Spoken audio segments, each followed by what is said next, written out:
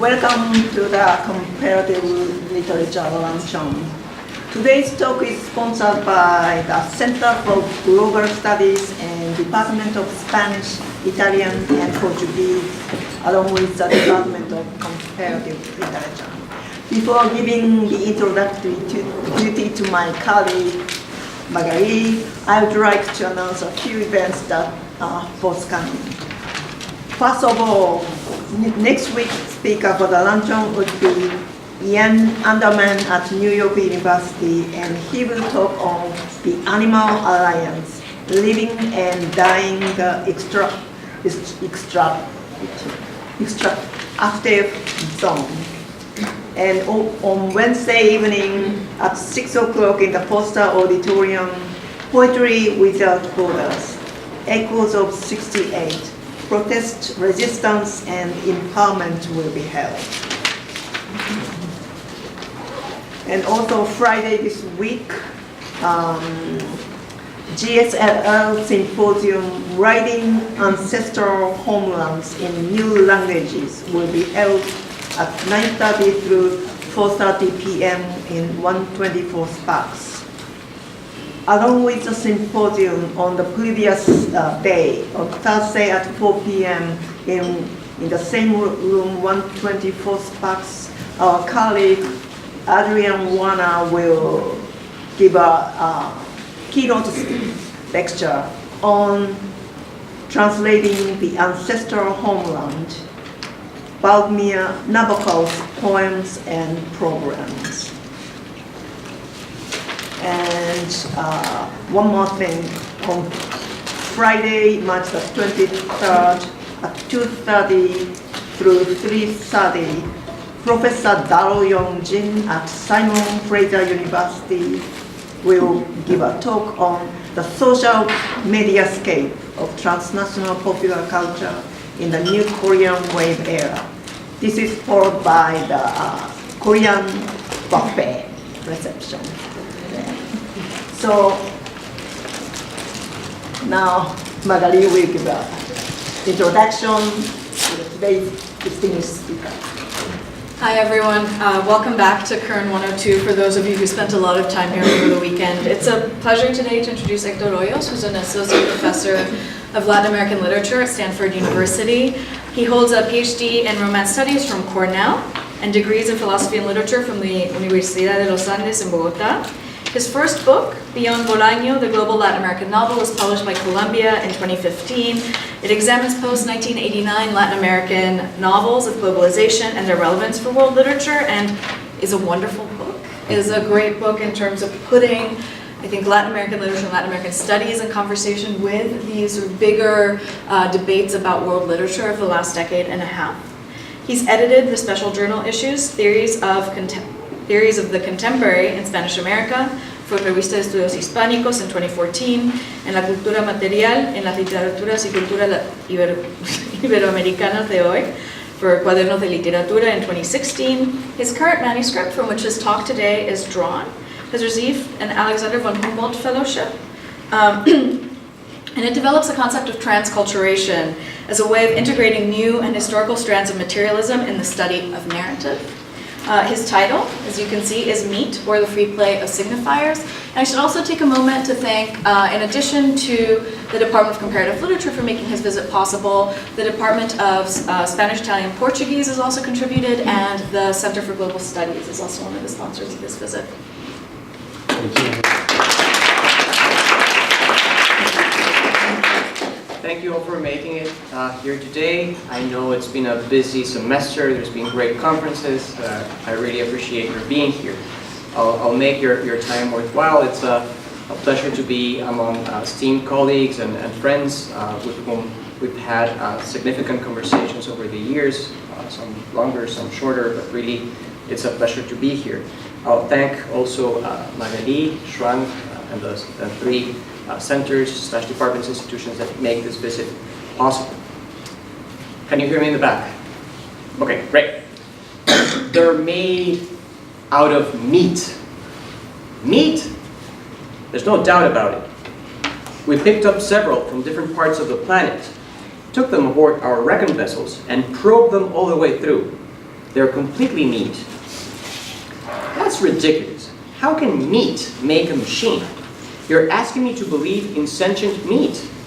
I'm not asking you, I'm telling you. These creatures are the only sentient race in that sector, and they're made out of meat. The dialogue I have chosen for an opening vignette comes from a classic 1990 science fiction story by Terry Bisson, no connection to meat. An absurdist play of a tale, it explores its premise to its ultimate conclusions. Rather than being a familiar term, meat here is strange. Extraterrestrials, appalled at the idea of sentient meat, ultimately choose to ignore the existence of humans. There's much to admire in the story. Its tight narrative economy, great comedic tempo, topsy-turvy world, indeed universe, or its fair rendering of the familiar "there's got to be something out there" motif. But what's relevant for present purposes is its savvy emplotment of the fraught relationship between meat and language. Bisson's characters voice something unfamiliar but literally true when they describe what they hear on the radio as quote-unquote meat sounds. The enlightened extraterrestrial tries to convince its skeptical interlocutor. You know how when you slap or flap meat, it makes a noise? They talk by flapping their meat at each other. They can even sing by squirting air through their meat. End of quote. The conceit is predicated on the ambiguity of the term while acknowledging that language could not exist without it. My goal here today is to demonstrate how a certain way of reading meat allows us to overcome the impasse of present-day criticism. Critique is running out of steam, as Latour eloquently put it, be it deconstructionist or Frankfurt School inspired. Meanwhile, positivist approximations of various kinds, digital humanities, eco-criticism, set the tone in our current scholarly climate, downplaying politics to an alarming degree. Meat, particularly its Latin American articulation, affords a way out of this stalemate. It achieves the seemingly impossible, a combination of suspicion with evidence, negativity with intervention, and ideology critique, which is a study of subjectivity, with an appreciation for object agency. I regard meat as an othering device that, paradoxically, expresses kinship across peoples and species. The term has several cognates. Meat proper establishes a clear-cut separation with the living being that gave its life for it. It's so different from flesh, however the organic properties of the signified are identical, that it would be odd, even blasphemous, for a priest to say at the altar, "Christ gave his meat to save us." I gave this example not out of religious sentiment, but for emphasis. Or take the term beef, which somehow sanitizes the fact that, well, one is eating from a calf, or ham, a piglet, poultry, a chick, and so on. It would be just as odd to say at cooking time, "Fetch me the chicken corpse from the fridge, please." Some are terms of untroubled consumption, others of endearment. Some describe an animal mass, others a singular animal or human. And yet they all refer essentially to the same thing, sentient or not. Close reading for the instability and force of such elusive signifiers reformulates human-non-human relations and mobilizes an alternative political ecology. 3 parts follow. First, I further the stakes of my argument, pun intended. I then focus on case studies to, in the 3rd section, elaborate on the theoretical purchase of my findings. This will take roughly 30 minutes, so keep it short. Thanking me. What would deconstruction make of meat?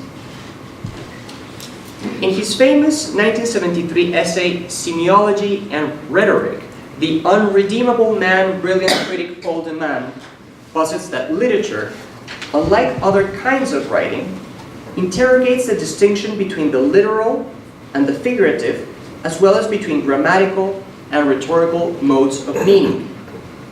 The man waxes lyrical about Yeats's verse, quote, "How can we know the dancer from the dance?" unquote, and shows how Proust, quote unquote, reawakens the deck metaphor, torrent d'activité, a torrent of activity. Meat is a figure of speech too, and as such, according to the man's line of reasoning, it cannot just be a figure of speech. But remember how the man, and the linguistic term more broadly, scorns the non-verbal outside. It's a term actually used. Doesn't meat insist on referentiality, indexicality? The concept emerges as something of a limit case for the debunking of binarisms. In Derrida's succinct characterization of that practice in Margins of Philosophy from a year prior to the man's essay, quote, "Deconstruction does not consist in passing from one concept to another, but in overturning and displacing a conceptual order, as well as the non-conceptual order with which the conceptual order is articulated," unquote. There is something about meat, the meat of my argument, the meat of my book, that summons the powers of the non-conceptual, the force of evidence, the there. Rather than oppose binarism, hence dualism, meat always already affirms monism. Not linguistic monism, but monism proper, a single substance across language, economics, nature. Hence the title of my talk, Meat or the Freeplay of Signifiers. I think meat is a prime example, a prime cut, of the floating signifier that Lévi-Strauss identified and Derrida problematized, while also being a quasi-nominal extra-linguistic element. One could follow Peter Singer's Animal Liberation, or more recently Jonathan Safran Foer's Eating Animals, and claim that meat doesn't really exist. Animal parts, yes. Extending human rights to animals, or extending filial love, perhaps without rethinking them, from human and animal kin to culturally sanctioned edible species are salutary measures. But deflating the force of the signifier is not so simple. Denying meat will not make it go away, and efforts to resignify it as carnage or barbarism do more harm than good on the long run, reinforcing the separation of nature and culture they purportedly denounce, or reinstating myths of cultural superiority and cleanliness. The answer to the codified consumption of meat is not to be found in a new, better code that finally distinguishes flesh from meat, from corpse, from body, from food, to mention some of the makeshift stations in the semantic derive of meat. Embracing this multifariousness does not preclude from appreciating, as Safran Foer does, shocking facts about the meat we eat. I am thinking of pigs smart enough to undo latches or play video games, 2.2 billion chickens annually slaughtered by Tyson Foods, and the causal link between beef farming and global warming, just to mention a few examples. Meat endows Derridian drift, paradoxically, with something of an anchor. More importantly, it proposes a telos, namely the critique of extractivism in the two senses of study and opposition. Extractivism, simply put, is the exploitation of nature and labor. Economists use the term to describe an economic model based on extracting natural resources and selling them on the world market. It's the default strategy for Latin American and African economies, most of the global south, indeed. It's also one that forecloses the possibility of ever catching up with those nations that truly reap the benefits of added value. Think of Argentine beef sold to buy grand pianos, but also of rubber trees coming back to the Amazon, priced at a prime as truck tires, of blood diamonds, of coltan. I favor an expansive use of the term extractivism. If words themselves at times compound its effects, and meat is a case in point, they are also a site for ecological political action. The flip side of this argument is that reading for extractivism does literature a service too. It reveals aspects of form that would otherwise go unnoticed. This, of course, if you read meat against the grain, against the fiber, if you will. Meat is more commonly conceived amongst the most progressive among us as the sum total of all animal cuts, a commodity. This it is, but not only, for there is a connection to life and an illocutionary force irreducible to use or to exchange value. Meat debunks the binarisms, as noted, of grammatical versus rhetorical, literal versus figurative. Also, ostensibly, human versus animal. The list goes on in short form. Nature, culture, language, world, subject, object, sexual, asexual. Think of the term carnivore when meat, carne, is valid. Political, apolitical, to every slaughter, a butcher, and sacred, profane.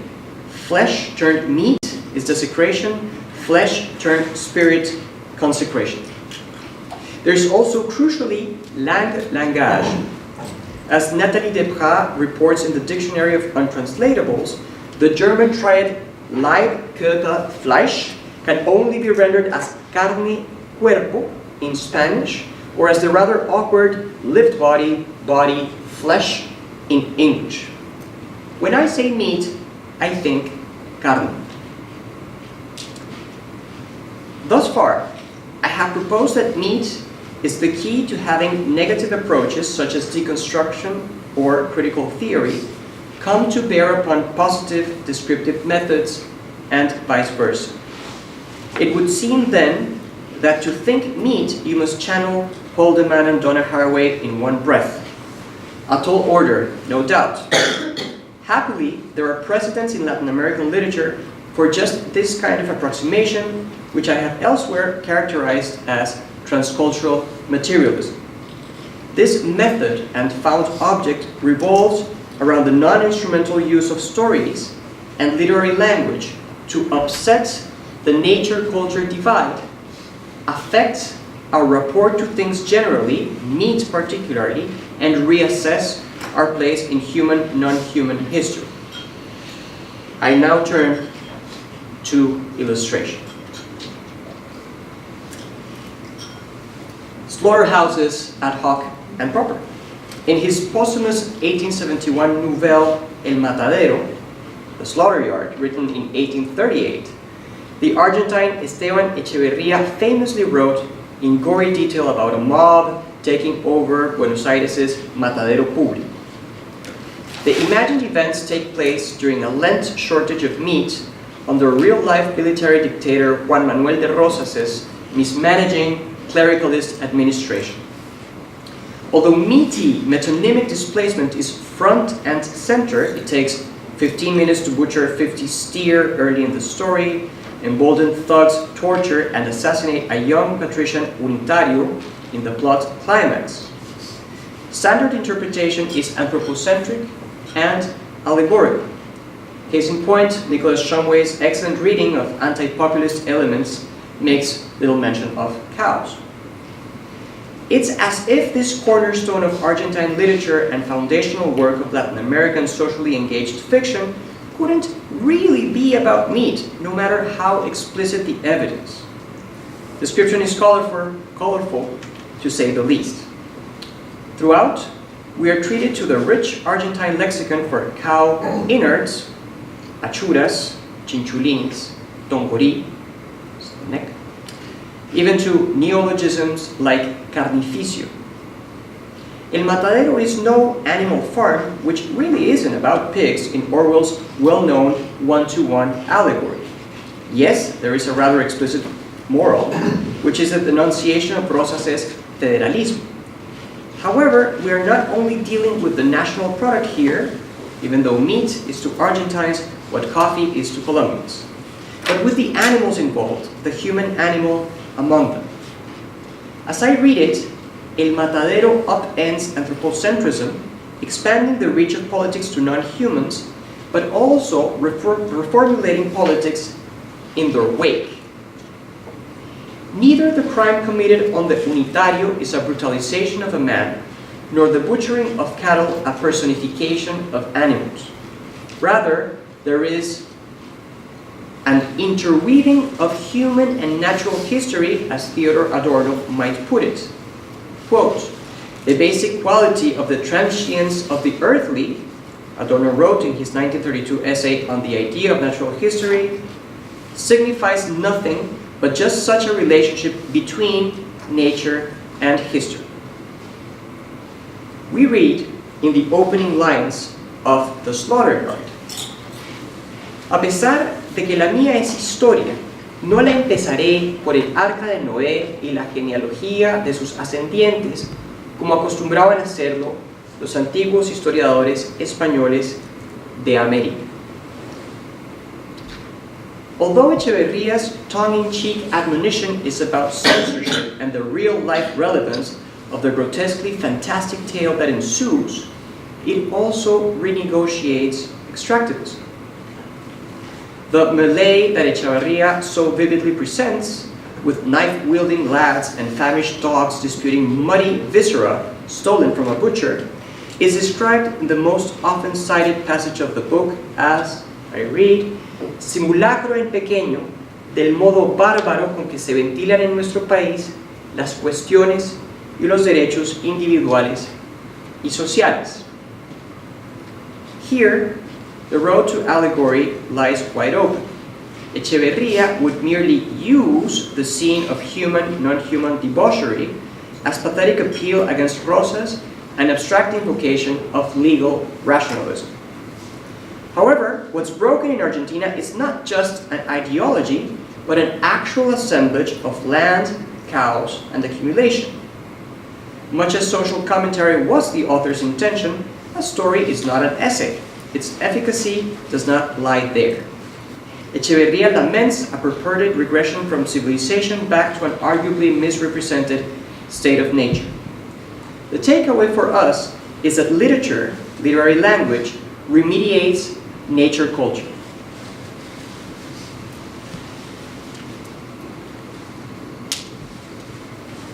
Fast forward now to 2666, Roberto Bolaños' gargantuan posthumous novel from 2004. Its 5 sections, each the length of a standard novel, features permutations on the idea of searching for a lost German classic in Mexico and stumbling upon horrific violence. The 4th section stands out. It recounts in forensic detail the crimes of Juárez's women. Like Echeverría's, Bolaños' work is relevant for human rights and literature, and I would argue for non-human rights and literature as well. Neat metonymy and careful parataxis make the case. The gist of the 1200-page book is rendering horror with real visceralismo, literally real visceralism rather than visceral realism, as Natasha Wimmer renders it in her translation. Rather than intellectual commotion, the more or less impossible goal is to sicken, for readers to feel the story in their guts. Sus achuras, perhaps one would say in Argentina. Case in point, the cosmopolitan European academics in the first section casually compare their lecturing at a small northern Mexico university to a massacre, and themselves to butchers, gutters, and disembowelers. Fittingly, a few pages earlier, they are treated to barbecue.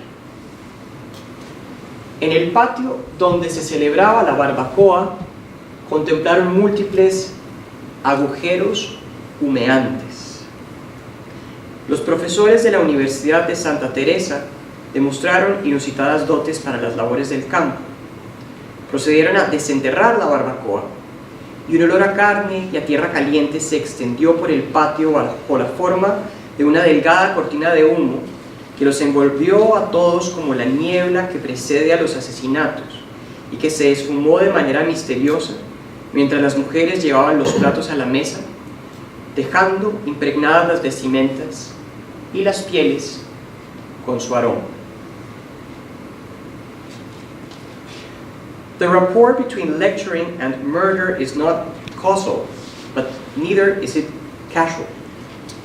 Their proximity in the plot is about allowing the stench of death to permeate all the seemingly impervious realms of culture. The synesthesia of female clothing smelling of meat, so poignant in this context, brings this point home. In a feverish dream about the prison where the presumed femicide perpetrator is held, one character thinks about the killings and listens to, quote, shouts, as if a bachelor party were being held in one of the prison chambers, distant laughter, mooing, or mugidos, that's a modified translation, mugido. Sounds and smell render northern Mexico a prison, the prison a slaughterhouse. While remaining keenly attentive to race, gender, and class, topics I am happy to discuss in Q&A, Bolaño is slowly building up a more basic common denominator sensibility toward human flesh by way of meat. Se llama Echeverría. This results in the cataclysmic fourth section of 2666, but Bolaño does not stop there. In the fifth section, we learn that the lost German classic assumed the pen name Arcimboldi after the 16th century Italian mannerist Giuseppe Arcimboldo, famous for making human likenesses out of non-human elements, the sometimes charming, sometimes disquieting trompe-l'oeil faces made of flowers, spring, fruit, summer, and so on. In the novel, talented sci-fi ghostwriter Boris Ansky, another major inspiration for Arcimboldi, finds in the painter happiness personified, quote, and the end of semblances, apariencias. Other than a celebration of the joyful vitality in Bolaño's multifariously composite writing and the end of semblances, of apariencias, here means both goal and interruption. Apariencia is more ambiguous, presence, fakery, apparition, as in a ghost. The word is also used for a theater curtain behind the theater curtain, revealed during a play for an effect of surprise. True to form, Ansky veers into an ekphrasis of the roast. Happiness aside, he considers it a horror painting, quote unquote. There's the roast. And here's the ekphrasis. El asado, un cuadro invertido que colgado de una manera es, efectivamente, un gran plato metálico de piezas asadas, entre las que se distingue un lechoncillo y un conejo, y unas manos, probablemente de mujer o de adolescente, que intentan tapar la carne para que no se enfríe, y que colgado al revés nos muestra el busto de un soldado con casco y armadura, y una sonrisa satisfecha y temeraria a la que le faltan algunos dientes, la sonrisa atroz de un viejo mercenario que te mira, y su mirada es aún más atroz que su sonrisa, como si supiera cosas de ti. Todo dentro de todo, escribe Ansky, como si Arcimboldo hubiera aprendido una sola lección, pero esta hubiera sido de la mayor importancia. 2666 is a maximalist work that proceeds by overdetermination, accumulation, and iteration. See, hear, smell the Mexican barbecue. A ghost made of flesh, a corpse, popping up behind the theater curtain. Hans Reiter, writer, horseback rider, right? A writer, someone who writes. A horseback rider, someone who rides a horse, which is Arcimboldi's given name. An impossible approximation of representation and reference. A topsy-turvy world again. The intromission of war at home, of the military among civilians, surrealism and real visceralismo avant la lettre, a rumination on singularity and collectivity, the eerie proximity of, quote, a woman or an adolescent's living hand, unquote, and the suckling pig's dead head. Benjamin's dictum that every document of civilization is a document of barbarism. Arcimboldi, the great sought-after author, is purportedly an event in the book when authors are not really events anymore. When chasing them with blind humanist zeal or belletristic devotion is a particularly inane task, both in itself and in light of more pressing, terrible events. This is a contradiction Bolaño and the present argument must gingerly embrace. The only way not to overly spiritualize art and culture is to regard them as monuments of flesh. Before turning to my conclusions, I'll mention in passing that in a similar vein, honorary Latin American writer Patti Smith, a well-known punk rocker and memoirist, dedicated her 100-verse, stanza-less poem Hecatomb to the Chilean author in 2016. A hecatomb was a sacrifice to the gods of 100 oxen. Bolaño used the noun in an influential Ars Poetica, qualifying it precisely as a spiritual hecatomb.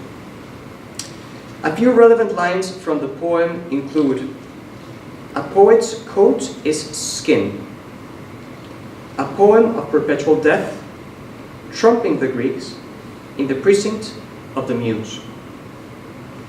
Smith is clearly ruminating on the corpses of Juárez's women, fictionalized in Bolaño's Santa Teresa, a verse, a city shaped like a dress, unquote, and on the author's reputation, which caught like wildfire after his death, the verses, we the worthless, unsolicited revelators, cash in our chips, unquote. Smith, a secular writer, dwells on the ritual and on the impossible, inevitable, amoral, non-equivalent continuity between slain women, a dead author, and bovids, all carne turned corpse. This ponderation contributes to the difficult task of imagining an effective legal framework that doesn't hinge upon anthropocentric privilege. And yet, oddly enough, dislodging human dignity from speciesism starts with a reconsideration of literary language. To conclude, in a strict sense, meat may soon be a thing of the past. As several media report, attempts to produce edible muscle fibers from animal stem cells have come a long way. Soon, we may all eat steak ex vitro. This may be good news or not for animalists, as the ethical dimensions, logistics, and business model have yet to be figured out. I regard it as a milestone in the shift from extractivism to neo-extractivism, the former's more exacting scientific air. In the same way that Fordism lives on in post-Fordism, it remains to be seen how these modes of production interact and what their effects on wealth distribution may be. And flying in from Silicon Valley, I'll say that it's not looking good. The demise of meat, should it succeed, would also constitute something of a missed opportunity, extracting the commodity from extractivism itself, harboring the illusion that human history takes place outside of nature, all ideas and ingenuity and no flesh. I wonder how meat labs will source their electricity, but that's a different story. Be that as it may, as we have seen, the estrangement of meat elicits a critique of extractivism in language onto the world. My former Stanford colleague, Franco Moretti, coined the phrase, the slaughterhouse of literature, to refer to the effect of canon formation on the novelistic corpora preserved from one generation to the next. Per his account, there is a great unread that can be somehow rescued by data mining. The implicit provocation is that digital humanities, a thread within the digitalization of life, is its own slaughterhouse. Meanwhile, eco-criticism tends to instrumentalize reading reducing works of literature to thematization of responsible or irresponsible stewardship of nature. Deconstruction and critical theory are admittedly strange bedfellows, but theoretical approaches must work together in this most anti-theoretical of times. I have cited them as footnotes for the self-sustaining intellectual endeavor that is modern Latin American literature, not the other way around. Authors like Bolaño and Smith, but also the Bolivian Blanca Virjuter, the Chilean Diamel Tit, or the Colombian Juan Cárdenas, and before them the influential Cuban Fernando Ortiz or the Argentine Esteban Echeverría, teach how to see things within a long history of exploitation of labor and of nature alike. Latin America, actor and patient of extractivism, time and again tries to dispel it in words, knowing full well that the phenomenon is constitutive to the region itself. As Borges' master, Macedonio Fernández, mordantly put it, quote, "The invention of gauchos was a favorite pastime of bored cows." Thinking meat begs the question, where does literature end and the world begin? Thank you.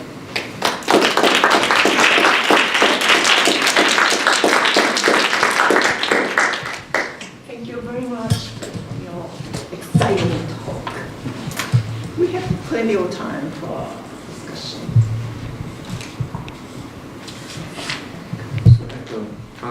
Thank you very much. I want to push you on the word meat a little bit.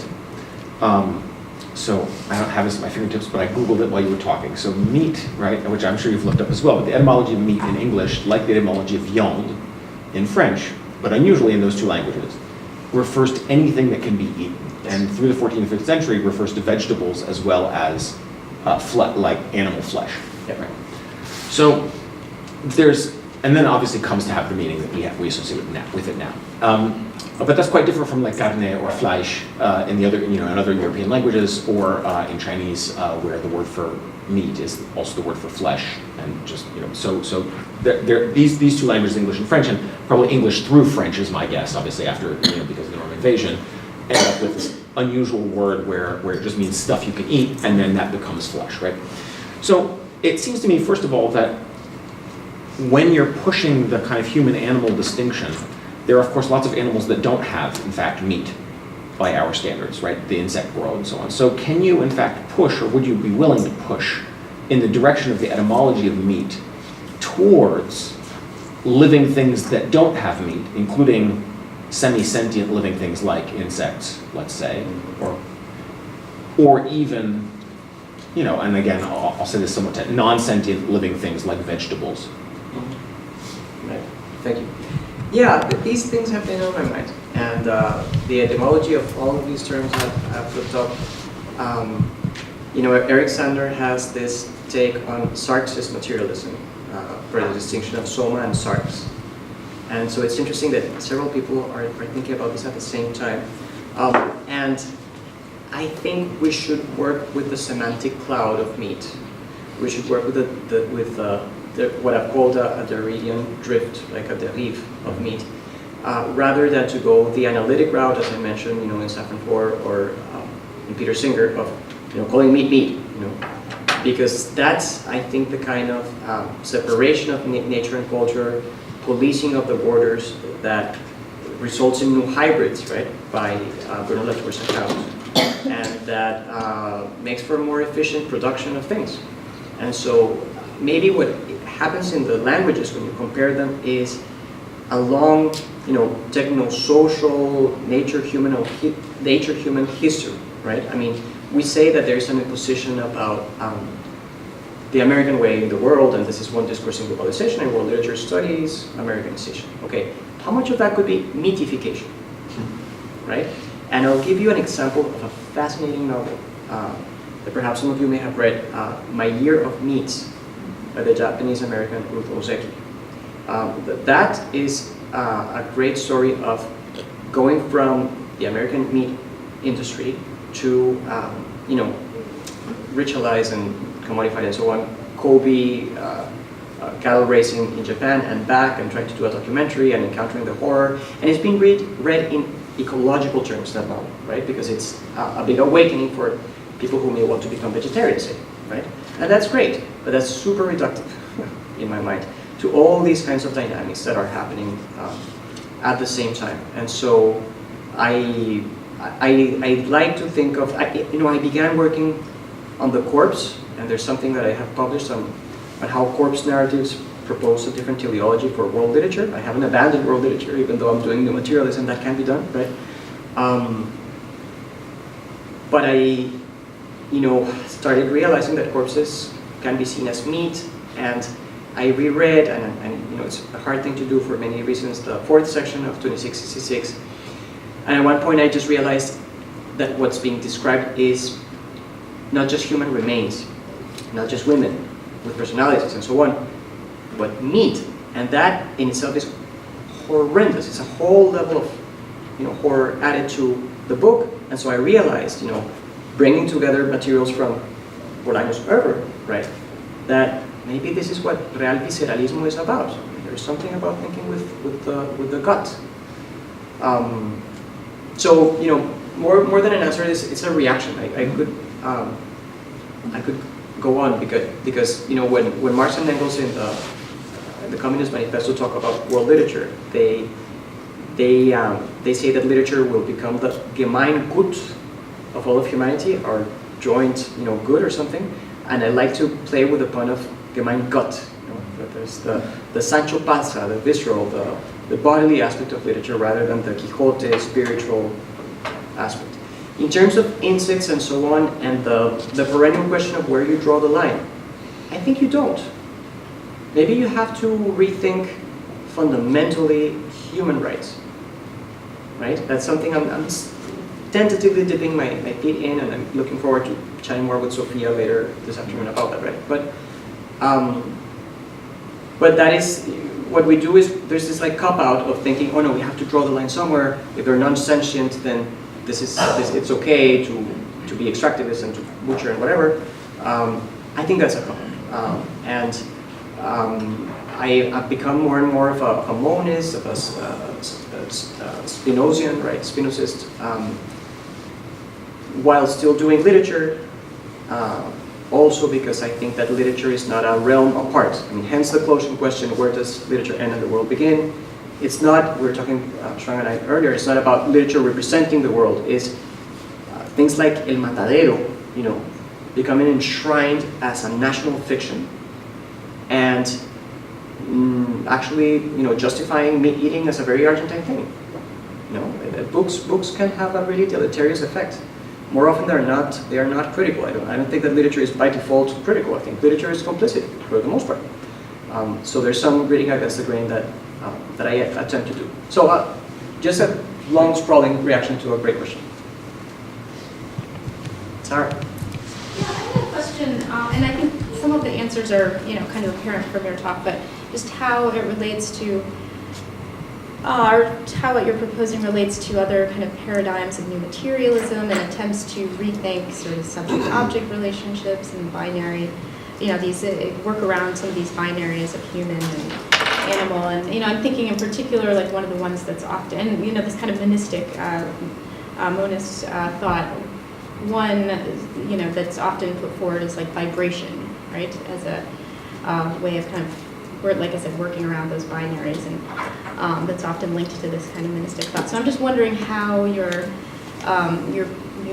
what you're proposing relates to that, how you see it offering an alternative to that, and with that one in particular, vibration.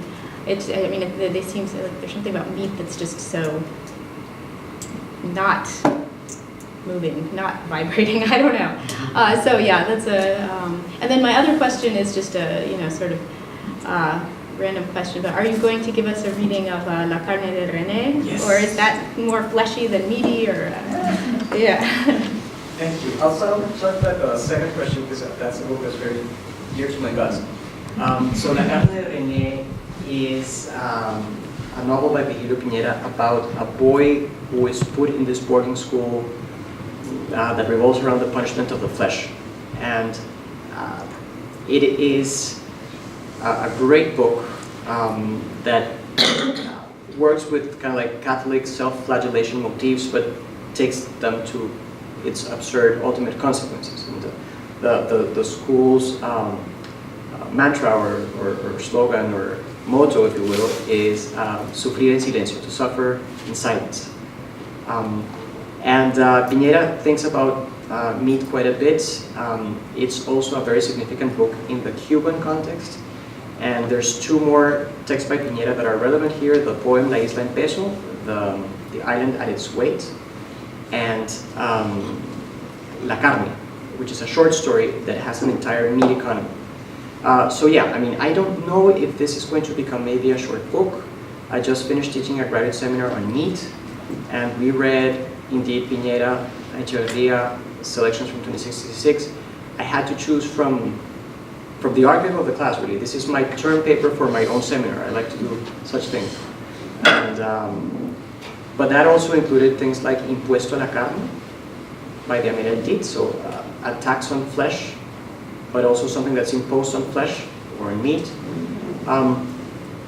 I guess taking a step back from meat, the book that I'm finalizing is on things generally, and so what I've discovered in Latin America is that there is this articulation of things in their agency and autonomy, and also in their role within human history. And that's what I think is lacking, to connect to your first question, in something like Vibrant Materialism by Jane Bennett. I admire that book a great deal. And I think it's, among those in the movement, the one that comes closer to what I want to say. But if you see how Bennett reads literature, often it's as this kind of like epigraph for what she wants to say in political science. And so, even though she does write about Thoreau in a different work, but in Vibrant Materialism, she'll quote Kafka's Odradek to make a point about things being not object and not human necessarily, but she doesn't engage with the language of Odradek, which I think is what one should do as a real monist. Close read, not regard this as a thematization. I mean, it's funny, right? But that is the dualist thing to do. And so, in the Latin American corpus I'm studying, I see a different kind of materialism, transcultural, in my coinage after Fernando Ortiz, that combines from historical materialisms things like an interest in labor with, from new materialisms, the agency of the thing. And that's kind of like an impossible combination in our discourse, because our traditions are built on different things. They're literally based on two takes on rationalism, Descartes and Spinoza's. So, and you can't really have it both ways. But in literature, you can. And there are figures for this, such as in Ortiz, like the counterpoint, which is really a counterpoint between these two approximations. And the net effect is something like an elucidation about one's place in human, non-human history. I think, hence the citing Adorno earlier, that's a way of going back to understanding the interweaving of human and non-human history. One of the images that I work on the book that makes its way to the conclusions is by a Guatemalan, Eduardo Halfon, who writes this story about coffee growing in close to the Belize border in Guatemala. And he closes with an image of a father who has lost a son, probably a community organizer, who's been assassinated. We don't know why, but one can intuit it has to do with how fair trade didn't spring naturally, and it was not easy to achieve. And the images of this father walking into the bush of the coffee plants of his son that has not been tended to, and all of a sudden he starts to deshijar, what's in the name, to remove the grain that start to fall red on the ground as he walks into this big green plant.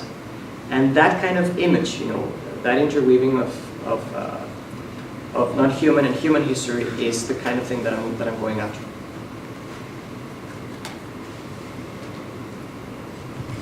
I wanted to ask a question to take us back to the slaughterhouse, both Echeverria's but also Moretti's, as a kind of zone for the, not so much establishing, but entrenching of distinction. You sort of alluded to being willing to talk more about sort of class and race and gender in the slaughterhouse and the Q&A. And my question doesn't exactly go to that. It goes to the last thing that's killed before the unitario in that story, which is the bull that escapes, but is an ungelded bull, right? And so it's an inappropriate killing. It is absolutely sort of meat, right? But not meat for the transformative purpose of the slaughterhouse. And I've always found that it can easily be read as sort of presaging then the killing of the young unitario and in a kind of killing of the uncastrated animals, a castration of the nation's futurity, all of those kind of metaphors that gather around the critique of dictatorship. And yet, right, there's this thing that kind of exceeds its metaphorical function as presaging the later killing of the human, but relies on a set of distinctions of meatliness, maybe. I don't know, anyway, I'd like to hear more about that kind of function of the slaughterhouse as a differentiating space, whether it goes in the direction of race and class and gender or not. Thank you, and thanks for engaging also with that text at a granular level. It's a great read, and the new translation is very good. Highly recommend. You know, it's interesting. Yes, there is that idea of the progression leading up to the real crime, but when you look at the text and reread it a number of times, you realize there's no such thing. Why? Because there's this moment when, as the bull is running, and narrative focalization is in the bull, and it's not clear whether it's a steer or a bull, as Marilee was saying, part of this huge thing about castration or not. The rope that's holding the animal is tense and shot, and you have the decapitation of a child. Okay? But the focalization just keeps running with bull. And this is part of what's so horrible about the sort of bacchanal or melee or revolution, right? That's going on in the slaughterhouse, that not even like the head of a child, captures the attention as much as finding the last bit of edible meat, before it runs for good. So you see, there's not a progression. Actually, you could say the bigger, worse crime by anthropocentric standards and conventional ethical wisdom, a child's life is more valuable than all of our lives, right? That kind of thing, happens earlier. And so this is why I think that we shouldn't overly anthropomorphize Echeverria's text. I mean, he does say things, and here's where gender and class play in, like he says negras achuradoras or africanas achuradoras. So the Argentine women of African descent who eat the bowels of animals and look for the bowels of animals, and that is a way of animalizing and racializing these women, and has been commented rightly as, Echeverria's racism, which is tributary to his age. I mean, this is a liberal thinker and a progressive who is nonetheless racist, right? And that is there. But I don't think that the text, as consistently portrayed, personifies animals or brutalizes humans. I think it is more that sort of like Derridian drift on instability of the signifier meat and all its cognates, including flesh, and including the body of Christ. So I am preparing a longer version of just the Echeverria bit that has to involve with some really tricky issues, like the sequence itself, and the fact that this takes place during Lent. So it's like an anti-carnival. I mean, this is just such a potent work of literature that Echeverria probably never anticipated, This is actually something he was writing in rage. I should also mention, for those of you who haven't read the short story, that the unitario, he doesn't die, he's not technically assassinated, technically, because he says that he'd rather die than to be stripped of his clothes, ergo his dignity, but literally his clothes, right? And so when he's about to be stripped, he bursts inside. That's literally the ending, and it's said due to anger, right? So what kind of a non-sacrifice is that in the name of dignity. And then, sorry, but this text is just fascinating. You have a judge in the slaughter yard. What sense have a judge in the slaughter yard? I'm not sure. I'm working on this yet. But there's this representation of authority and of legal order. But this judge is under processes, right? And so it's like the subversion of reason. But then you wonder, what does adjudication over non-human life mean? Long story, there's much work to do. It's also been rewritten in Argentina. Martín Cohen has its own version of El Matadero. In modern times, involving a truck and a man stranded in the middle of the road with bovines in the back that suddenly feels the Stimmung, I guess, or the mood, or the rumor of life behind him, and for a while cannot see his cargo as cargo anymore.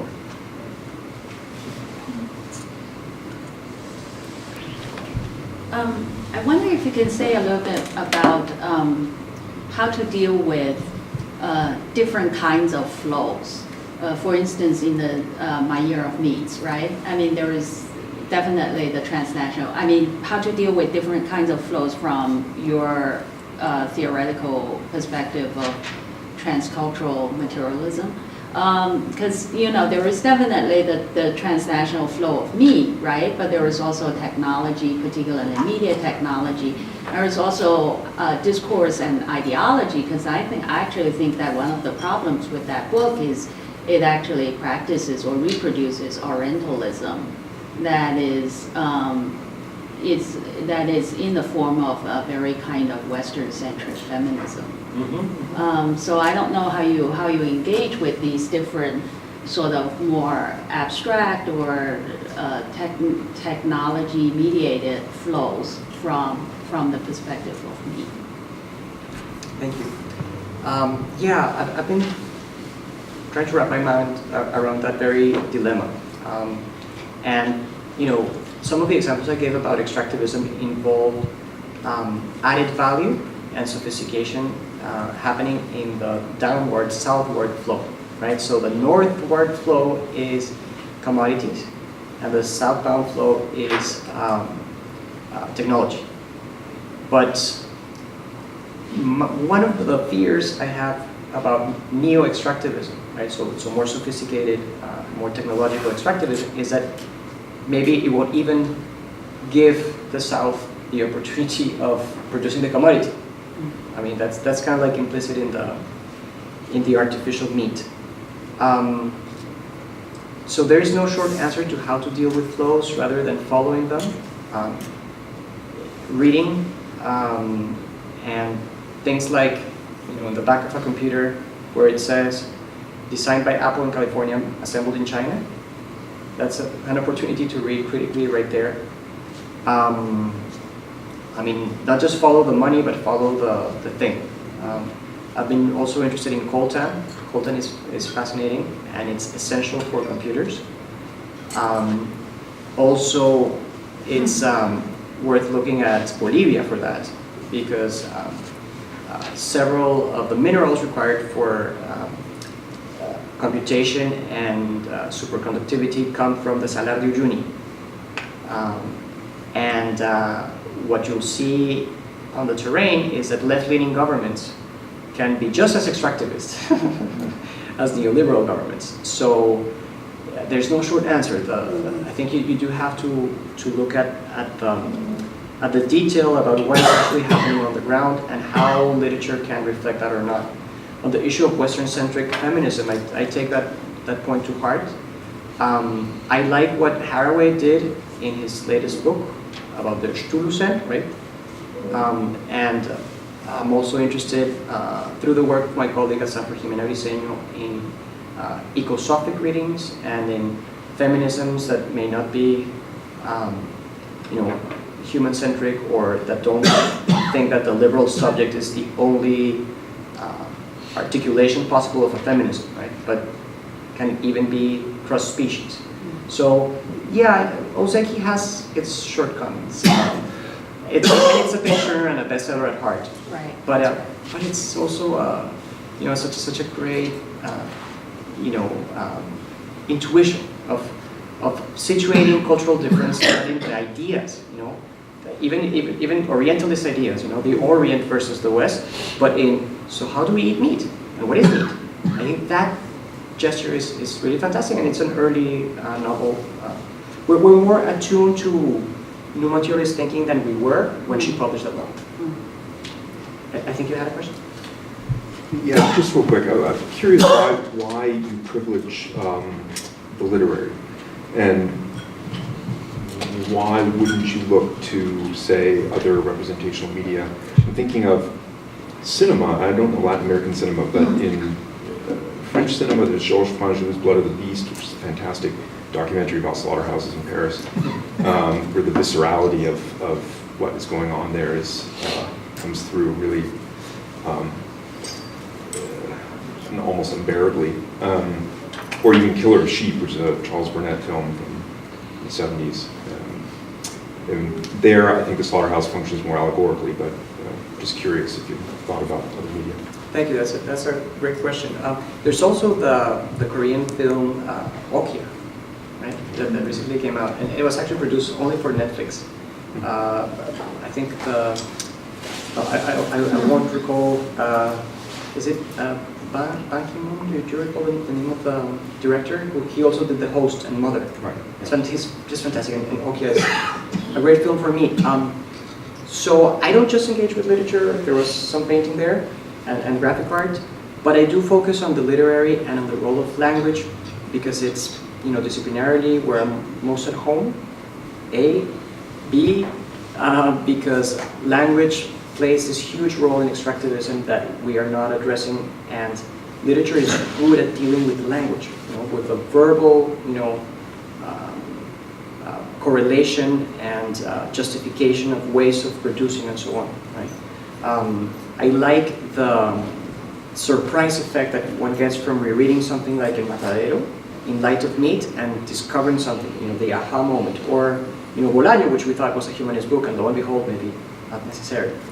And then, if I do end up writing that short book on meat, and I will definitely thank this great conversation for allowing me to think it through, I would probably include some of the films from that meat seminar I've been teaching, which include a Brazilian movie by Nelson Pereira dos Santos, Como era gostoso meu francês, so how tasty my little Frenchman was, or ambiguously, what a great French language I spoke, which is a tale of cannibalism that is really great, and it's thinking about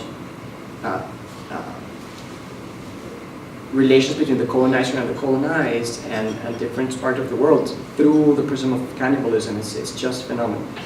And then a source I find absolutely indispensable, which is The Hour of the Furnaces, Pino Solana's movie from 1968, La Hora de los Sordos, which is graphically similar to something that's more mainstream in the history of cinema, namely Patricio Guzman's The Battle of Chile, right? This has a similar language. It's a little perhaps less artsy. There's no Prismark there for sure. It's more rough.